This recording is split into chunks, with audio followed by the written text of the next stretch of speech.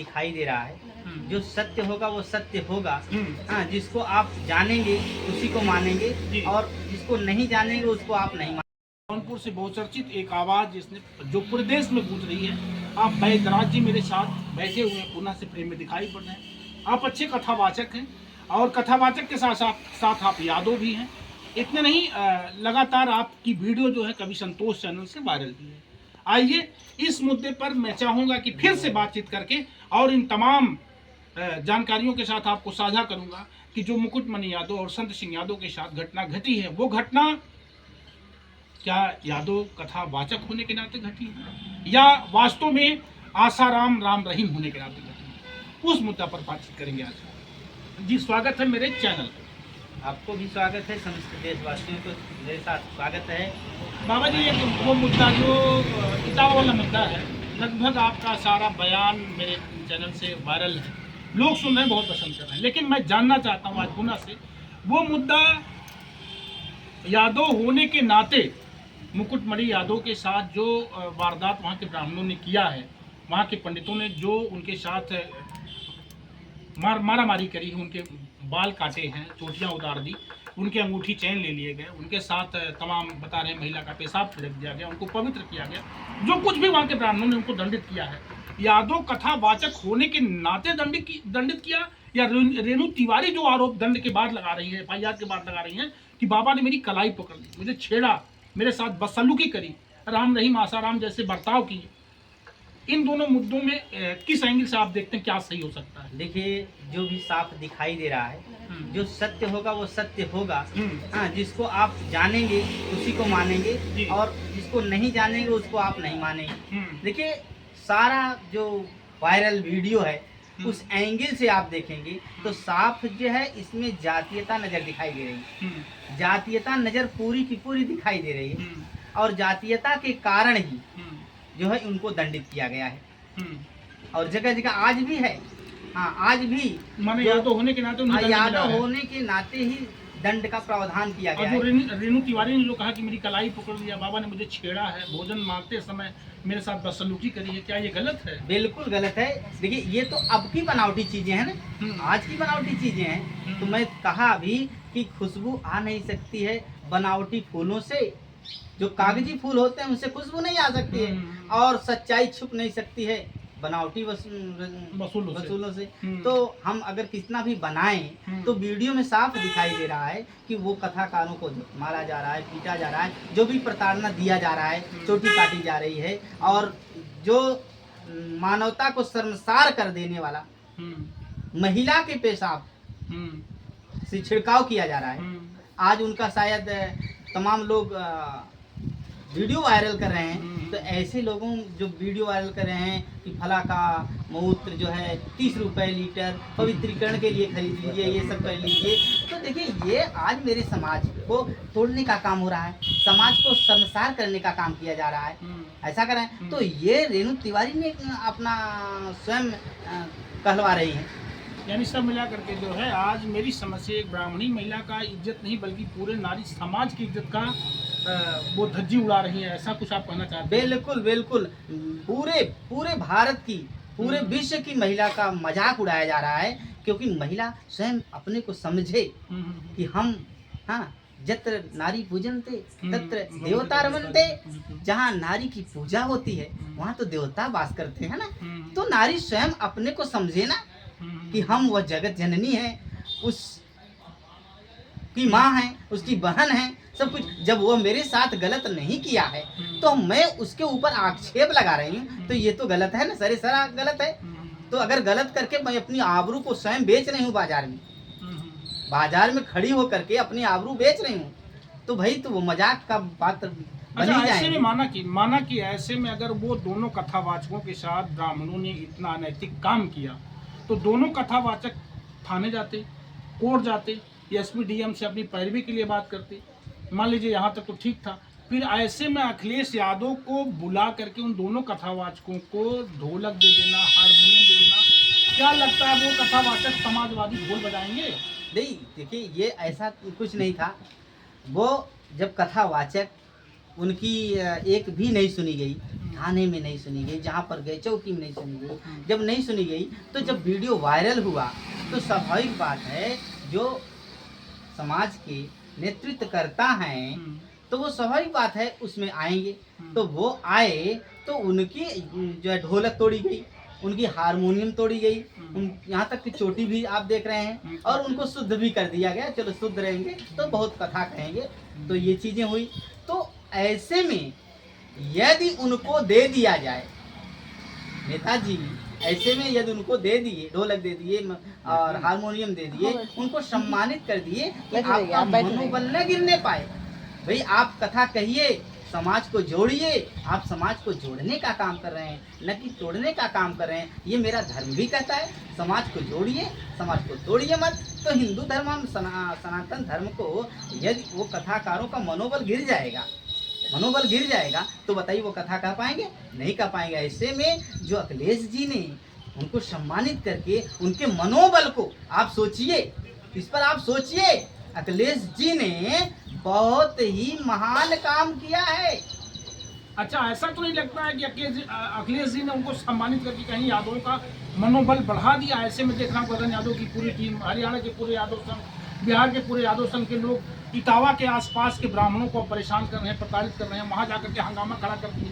पता चला उधर से अपराध करने वाले 4 ब्राह्मण पकड़े गए थे, इधर से 24 यादव जेल में डाल दिए गए। तो क्या लगता है आपको? देखिए, ये चीज वास्तव में किसी भी समाज पर ये छीटा कसी होगा तो भाई उनको कष्ट होगा ही, तो छीटा कसी हुआ। बार बार वीडियो में यही कहा जा रहा है कि तुम यादव हो करके कथा कर रहे हो। आज संविधान लागू है, संविधान लागू है, सारे लोग बराबर हैं, सब लोग स्वतंत्र हैं, सब लोग स्वतंत्र हैं, कुछ भी कर सकते हैं, स्वेच्छा से कर सकते हैं। देखिए, कुछ भी करने का मतलब ये नहीं कि आसाराम बन जाएं, राम रहीम बन जाएं। हाँ, तो ये नहीं कि अपने कर्तव्यों को निर्वहन करते हुए वह स्वतंत्र हैं, अपनी रोजी रोटी चलाने के लिए, अपने समाज को जोड़ने के लिए कुछ भी कर्म कर सकते हैं। क्या लगता है आपको, भारत में जो जातियां बनती जा रही हैं, जातियों से जातियों का युद्ध होता जा रहा है, राजनीतिकरण देखा जाए तो ओम प्रकाश राजभर जी और संजय निषाद जी, तमाम समाजवादी के अखिलेश यादव जी या योगी आदित्यनाथ जी, लगभग मायावती जी और साथ साथ में चंद्रशेखर रावण जी, लगभग सबकी राजनीति में देख रहा हूँ वो जातिगत डिपेंडेंट हो गई। कोई चाहे वो अखिलेश यादव के लिए, मायावती है तो चमारों के लिए, संजय निषाद है निषादों के लिए, ओम प्रकाश राजभर तो घरों के लिए, योगी मोदी है तो ठाकुरों पंडितों के लिए। क्या लगता है कि ऐसे में जो देश की अव्यवस्था बनती जा रही है वो समान रूप से पूरे समाज के लिए क्या समता का भाव दे पाएगी या जातियों में समाज बनता नहीं? जाएगा? देखिए, ये तो नेताओं को सोचना चाहिए। ये समस्त जो देश के नेता नेतृत्व कर रहे हैं, इनको सोचना चाहिए कि मेरा समाज गर्व की तरफ जा रहा है। मैं आज प्रचार के लिए तमाम जो है अपने अपने लोगों को पकड़ रहा हूँ, अपने लोगों को बढ़ावा दे करके आज समाज में गलत काम करवाया जा रहा है। तो इनको सोचना चाहिए, इस पर सोचना चाहिए कि मेरा जो है देश सुरक्षित रहे। तो इस पर हमें राजनीतिक रोटी सेकने के लिए हमें जातियों को भिड़ाना नहीं चाहिए। जातियों में कितना विश्वास आप करते हैं? देखिए, मैं जातियों का होना क्या भारत में? देखिए, मैं तो जातियों में पूर्ण विश्वास ही नहीं करता हूँ, क्योंकि जब से संविधान बाबा साहब ने लागू किया है तब से मुझे भरोसा आया है, मुझे अधिकार भी मिल गया, मुझे सब कुछ मिल गया, कानून से सब कुछ भी मिल गया। और ये है कि मानवता होनी चाहिए, समस्त मानव बराबर है, सारे मानव बराबर। तो हमें इसमें विश्वास है। हमें ये नहीं कि 4 वर्णों में और मनुस्मृति में, ये बिल्कुल नहीं विश्वास है, क्योंकि जो परमात्मा, परमपिता परमेश्वर परमात्मा ने हमको आपको बनाया है, आपके रंग में शरीर में लहू वही बह रहा है, वही लहू मेरे शरीर में बह रहा है। ये अधिकार दिया जाए, या तो मैं कहूँ एक जोता हुआ खेत में आप जाति ही देखना चाहते हैं, एक जोते हुए खेत में इधर से बैल हाँक दीजिए, उधर से हाथी पार करवा दीजिए, उधर से ऊँट पार करवा दीजिए, उधर से बकरी पार करवा दीजिए। तो मैं जा कर के पूछूं कि कवि जी आप बताइए यहाँ पर से कौन जानवर किधर से गया है, तो आप बता देंगे इधर से ऊँट गया है, देखिए इधर से हाथी गई है और इधर से बैल गया है, आप बता देंगे। या तो उसके विष्टा से भी बता सकते हैं आप, इधर से वो गया है। बता सकते हैं? अगर उसी जोते हुए खेत से मैं इधर से ब्राह्मण को कर दूं, उधर से यादव को कर दूं, इधर से जो है ठाकुर को कर दूं, इधर से मुस्लिम को कर दूं, इधर ईसाई कर दूं, तो बताइए आप बता सकते हैं? उनके पद चिन्हों से बता सकते हैं कि इधर से यादव गया है, इधर से ब्राह्मण गया है, इधर से ईसाई गया, इधर से मुस्लिम गया? आप बता सकते हैं? तो आप नहीं बता सकते हैं ना। तो मानव जाति समस्त बराबर है। ये तो अपने कुछ फायदे के लिए, अपने फायदे के लिए तो ये लोग बना दी, मनुस्मृति बना दी। मनुस्मृति बना करके कुछ लोगों पर अपना अधिकार स्थापित करिए। देखिए ये तो मानवता के खिलाफ।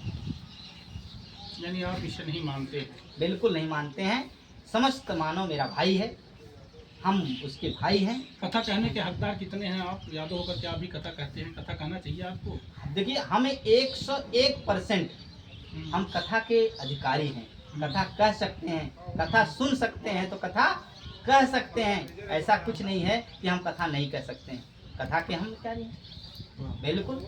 अगर कहा जाए तो ये जो कथा चल ही रही है, अगर कहा जाए ये जातीयता में जो बांट रहे हैं, अगर कहा जाए तो आप ही देख रहे हैं, हम जिसको उसके वंशज हैं, क्यों कथा नहीं कर सकते? जैसे यादव करके यादव हैं, यादव हैं, यादव हैं, आप यादव होकर के कैसे कथा कर रहे हैं? तो कथा क्यों नहीं कर सकते हैं? कथा तो हम हमारे उस दादा पर दादा की कहानियां हैं, जिसके हम वंशज हैं। वो अपने मुखार बिंदु से समस्त कुरुक्षेत्र में जहाँ पर 18 अक्षौड़ी सिर्फ जो है सेनाध्यक्ष खड़े थे, जो क्षत्रिय थे अपने आप को, और वहाँ पर कुरुक्षेत्र में, उसी कुरुक्षेत्र में द्रोणाचार्य जो थे, कृपाचार्य जो थे, भीष्म जैसे ज्ञानी महापंडित जो थे, वो सब रह करके ऐसे कथा को सुने। तो यादव कथा कर रहे थे? एक भी, हाँ यादव कथा कर रहे थे, और एक भी ने नहीं बोला कि अये मधुसूदन, अये अहित, तुम ये कथा क्यों कह रहे थे? क्योंकि मानवता वो देख रहे थे। जो बुद्धिमान है, जो बुद्धिजीवी है, जो प्रकंड विद्वान है, वो कथा कह सकता है तो वो कहे और लोग सुने। मानवता की निगाह दौड़ा कर देखिए, सुने नहीं सुने।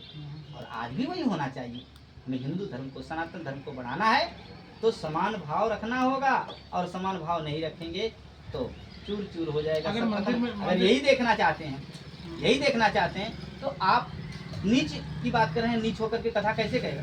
अरे काग भुसुंडी को देखिए, जिसको हम अगर सुबह उठ करके देखें तो कहाँ, अगर आपसे भी पूछा जाए तो सबसे गंदा पक्षी कौन है, आप तो तुरंत जवाब देंगे कौवा है, कौवा देंगे जवाब। तो सबको काग भुसुंडी जो है वो गरुड़ को कथा सुना दिया, तो चले लाठी लेकर के, बंदूक लेकर के काग भुसुंडी को मार दें, या गरुड़ पुराण को जला दें, खत्म कर दें, उसके स्थान पर दूसरा पुराण लाकर रख दें। मेरे साथ आप सुन रहे हैं, लगभग अध्यात्म से भी चर्चाएं होती रही बाबा जी के साथ। और बैदराज जी जनपद जौनपुर से आप निवास करते हैं, और यहीं से आप सुन रहे हैं लगातार आपकी बातें कभी संतोष चैनल के साथ साथ अन्यत्र चैनलों से भी जाने लग गई है। बाबा जी का कहना है कि हम किसी भी जाति धर्म के हों, हम किसी भी मजहब के मानने वाले हों, अपने मजहब के अनुसार अपने धर्म पुराण के प्रचार के लिए हम आगे निकल सकते हैं और काम कर सकते हैं।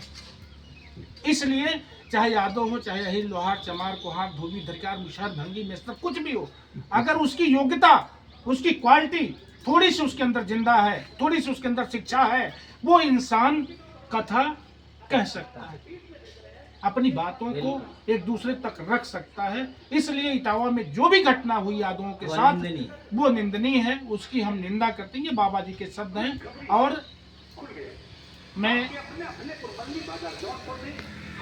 के लिए मैं आपका संतोष